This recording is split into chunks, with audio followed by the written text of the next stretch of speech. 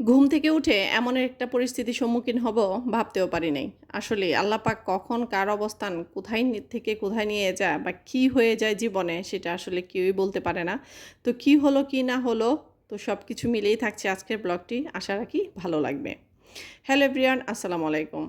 আমি সাথী new daily আরেকটি blog নিয়ে আপনাদের মাঝে হাজির হয়ে গেলাম। তো আজকের ব্লগটি শুরু করেছি সকাল থেকে। তো এই যে সকালের নাস্তা দিয়েই কিন্তু আজকের ব্লগটি শুরু। তো সকালে আজকে একটু গরম গরম পরোটা বানিয়ে নিচ্ছি।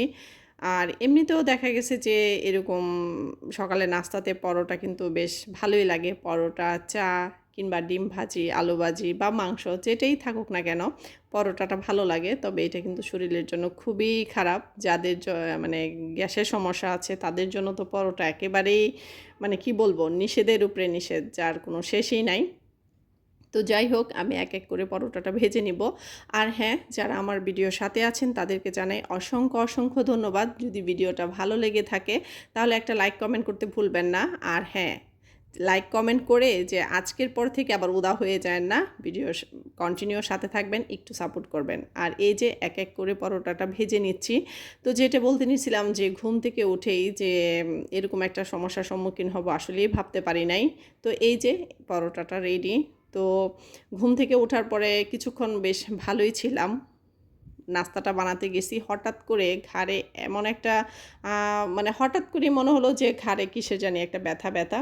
তো তখন প্রাথমিক অবস্থায় পাত্তা দিই নাই, ভাবলাম যে না আস্তে আস্তে ঠিক হয়ে যাবে। পরে দেখি যে না, আস্তে আস্তে ডে বাই ডে মানে সময়ের সাথে সাথে এটা অনেক বাড়তেছে। মানে এত খারাপ একটা অবস্থা ফিল করতেছি আমি, কি আর বলবো। মানে রাতেও শুইছি খুব ভালো, সকালে ঘুম থেকে উঠলামও মোটামুটি স্বাভাবিকই ছিলাম।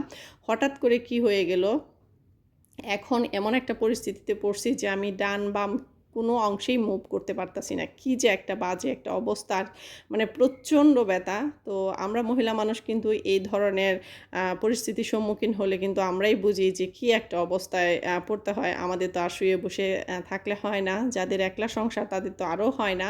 আর এই যে কি করব, এখন কিছুই বুঝতে পারতেছি না কি রান্না করব। তো ভাবলাম যে শরীরও এত খারাপ লাগতেছে, তো অল্প একটু মুরগির মাংস দিয়ে বাচ্চাদের জন্য একটু বিরিয়ানি করে ফেললাম। আর এই যে এখানে একটু আচার বানিয়ে রেখে দিয়েছিলাম, এটা আসলে আমার বয়মে একদম ভরা হয়নি। মানে আর কি বলবো, যে বললাম শরীরটা এত খারাপ লাগতেছে, তো ভাবলাম যে আচারটাও ভরে নেই। তো এই যে এই জন্যই বললাম যে আসলে আল্লাহ পাক কাকে কখন কোন পরিস্থিতিতে আসলে ফেলে দেয় কেউ আসলে আমরা বলতে পারি না।